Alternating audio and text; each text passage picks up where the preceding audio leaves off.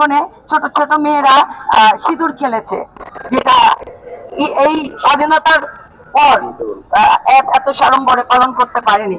আর সেই প্রতিবেশী রাষ্ট্র শুভেন্দু না বললেই নয়, মিল্টন শুভেন্দু বারবার বলে বাংলাদেশের হিন্দুরা নাকি শান্তিতে নেই। শান্তিতে না থাকলে আমরা সাড়ম্বরে দুর্গোৎসব পালন করলাম কিভাবে? তরুণের কথাই বলি, তরুণ যেই দাতা দিল আমাদের পূজা 33,000 হয়েছে, তাহলে কিভাবে হলো?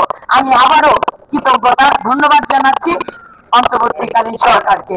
আবারও বলবো, এই রমনা কালী মন্দির থেকে ভারতের ওই কুকুর ঘেউ করে শুভেন্দুকে নিমন্ত্রণ জানাচ্ছি যে আপনি এসে দেখে যান বাংলাদেশের হিন্দুরা কত ভালো আছে। আমি আপনাদের নিমন্ত্রণ জানাচ্ছি রমনা কালী মন্দিরের পক্ষ থেকে। ধন্যবাদ সবাইকে। আমরা জানি সাড়ম্বরে এবারও পালন করতে পারি দুর্গোৎসব।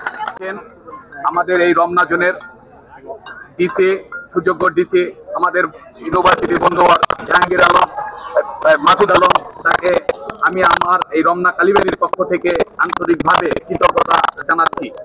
এখন এবং এই শাহবাগ থানার ওসি, তিনিও নিরলসভাবে আইন শৃঙ্খলা রক্ষা করার জন্য কাজ করে যাচ্ছেন, তার প্রতি কৃতজ্ঞতা জানাচ্ছি। তাদের কাছে আমাদের একটা বিনীতভাবে একটা অনুরোধ থাকবে, আর আমাদের এই যে মেইন যে গেটটা, এই গেটটা বন্ধ থাকে, কিছুদিন যাবৎ বন্ধ আছে। আপনার যে কারণে এই পুণ্যার্থীরা, যারা দর্শনার্থী পুণ্যার্থী, তারা আসতে তাদের বিঘ্ন ঘটে, গাড়ি নিয়ে আসতে পারে না।